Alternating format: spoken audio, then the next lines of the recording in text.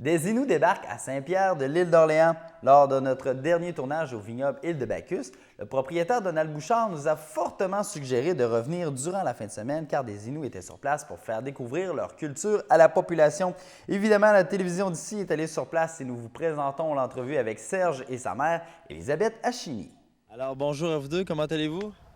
Ça va très bien. Ça va bien? Une belle journée, oui, ça va bien. Très belle journée. Oui, c'est beau. On est bien aujourd'hui. Qu'est-ce qui nous vaut la présence de Inuits assez particulier à l'île d'Orléans? C'est particulier, mais en même temps, historiquement, les Inuits occupaient la région de Québec autant que plusieurs régions au Québec.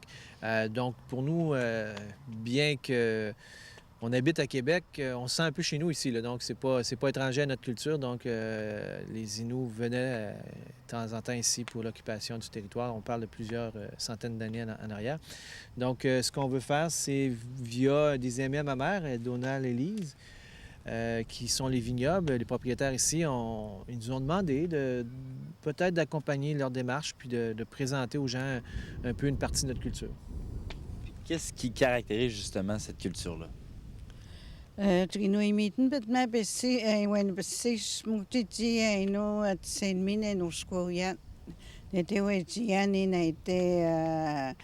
ite se matimekos nete notsmat ke notsmat tanioti.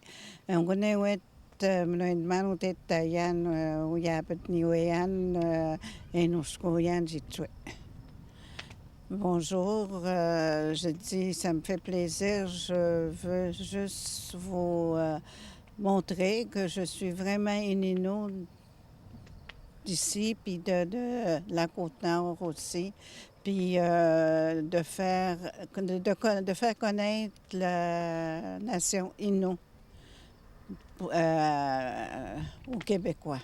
Puis ça me fait vraiment plaisir de faire ça. Qu'est-ce que les gens veulent savoir à propos de votre culture en particulier? Bien, premièrement, il faut des fois expliquer qu'est-ce qui caractérise. Bien, je pense que c'est la langue, c'est l'utilisation du territoire ancestral. Donc, nous sommes des gens qui tuaient le caribou, qui prélevaient le caribou, le saumon, puis tous les autres animaux nécessaires à la vie Innu. Mais souvent, on est caractérisé par la question du saumon et le caribou. Si on pourrait dire que c'est deux animaux qui sont importants autant aux périodes estivales que la période automnale et l'hiver, le caribou. Donc, c'est ça qui nous caractérise là, beaucoup. Puis nous, ce qu'on pense, c'est qu'il n'y a pas assez de moments où ce que les Québécois et les Premières Nations puissent se rencontrer. Donc, si on peut avoir ce genre de moment-là, ici, c'est un endroit magique, un endroit magnifique. Le fleuve, Québec à 15 km, il y a des gens qui passent ici. Donc, rien qu'un des moments, des petites étapes, là, ça dure quoi? Les gens passent ici 10-15 minutes. Ils nous demandent des choses, ils nous demandent comment vous faites fumer le saumon. Ils sont tous surpris de savoir que c'est très simple, pas compliqué. Pourquoi on le faisait fumer traditionnellement? Pourquoi on le fait fumer encore aujourd'hui? Donc, c'est ça que les gens nous posent comme question surtout. Puis comment la tente est montée? Pourquoi ci? Pourquoi ça? Donc, c'est un peu des trucs comme ça qui les intéressent. Puis, c'est souvent un premier contact. Là, donc, c'est le fun qu'on pense qu'un premier contact peut être par partager un petit repas ou un petit mets ensemble. Pierre, vas-y. Puis pour vous avoir vu ensemble tout à l'heure, j'imagine qu'il y a un fort lien familial dans la culture Innu. Oui, il y a beaucoup de partage entre la famille et la parenté aussi. C'est un des points de notre caractéristique, je dirais.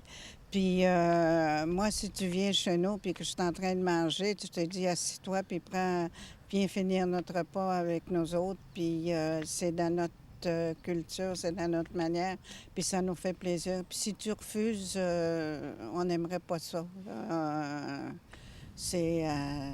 Faut pas que tu refuses quand un Innu te demande de venir manger. Surtout du saumon. Surtout du saumon. Surtout du saumon. Fait que... Puis aussi, qu'est-ce que mon fils il a dit, c'est vrai, moi, ça me fait plaisir de faire connaître ça aux Québécois, qu'on existe, parce qu'on n'est pas connus au Québec, ici à Québec même, puis c'est vraiment un plaisir de partager avec eux autres, avec vous. Parlons-en du saumon parce que vous faites une démonstration un peu. Est-ce que c'est la manière de le fumer traditionnelle? Bien, moi, ce matin, avant que vous arriviez, on l'a fait vraiment, on l'a coupé de la façon traditionnelle. On l'a dépecé, puis on l'a ouvert d'une façon qu'on pouvait le mettre sur une perche, une petite perche, une pôle d'épinette.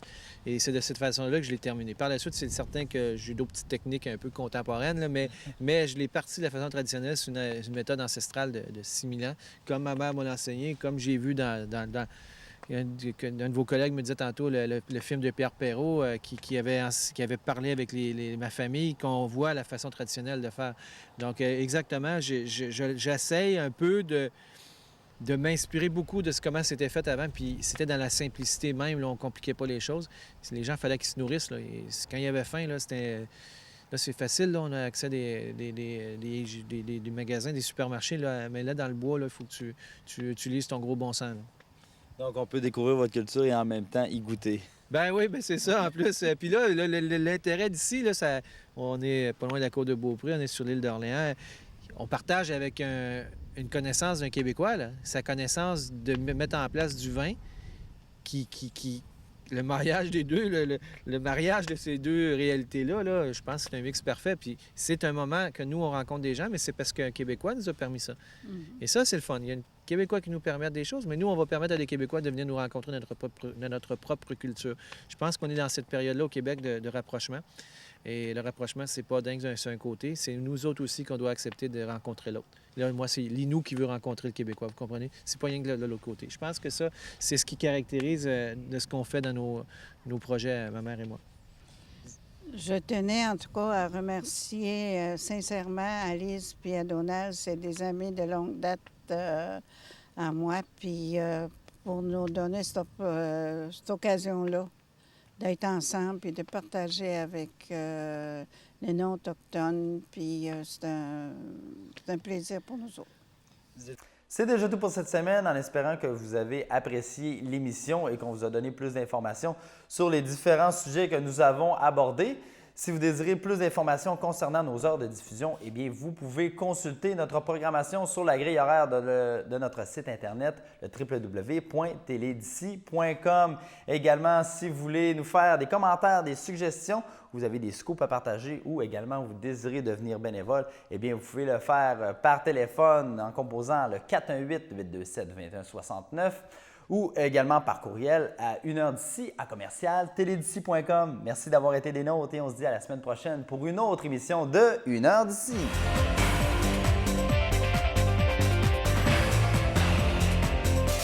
Le nouveau JD de Bois-Châtel est le concessionnaire qui sort des sentiers battus. Comptez sur Pierre Tremblay et toute son équipe pour rendre extraordinaire votre expérience d'essai ou d'achat d'un véhicule Jeep, Dodge, Chrysler ou Ram. Venez rencontrer des experts et partager leur enthousiasme pour les véhicules Jeep qui combinent versatilité, performance, technologie et sécurité. Et tout ça, c'est sans compter le service sympathique, les sourires et les prix d'amis qui expliquent le succès du nouveau JD de Bois-Châtel. À seulement 1 minute des chutes.